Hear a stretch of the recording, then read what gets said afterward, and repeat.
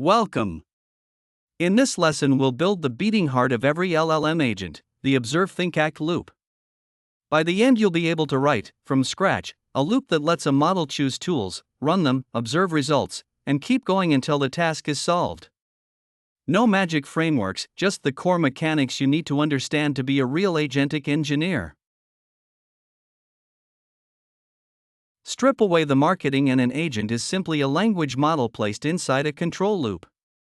On its own, a model just produces text. The loop is what lets it actually do things: run a search, call an API, do math, and then react to what comes back.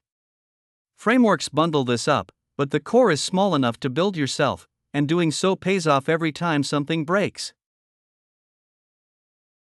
Here's the loop. First, the model thinks, it reads the task in history and decides what to do. If it wants a tool, we act by running that tool. Then we observe, capturing the output and adding it back to the conversation. The model sees that observation and decides again. We repeat until it produces a final answer instead of a tool call. This interleaving of reasoning and acting is the well-known React pattern. A tool needs 4 parts. The name is how the model refers to it. The description is the most important. It's a mini prompt telling the model when this tool is the right choice. The parameters schema describes the arguments so you can validate them. And the function is the actual code that runs.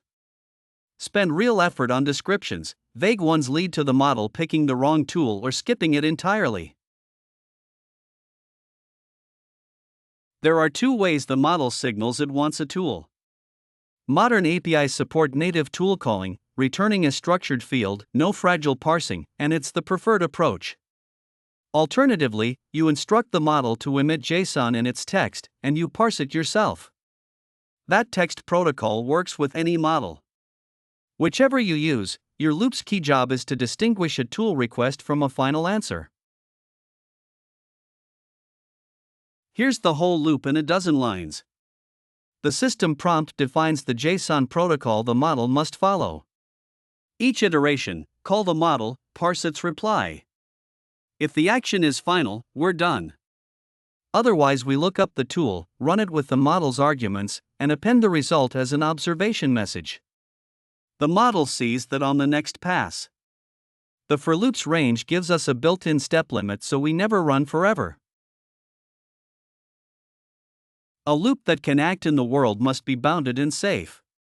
Always set a step limit so a confused model can't loop forever. Use an explicit final answer signal rather than guessing when the model is done. When a tool throws an error, catch it and feed the message back as an observation so the model can recover instead of crashing.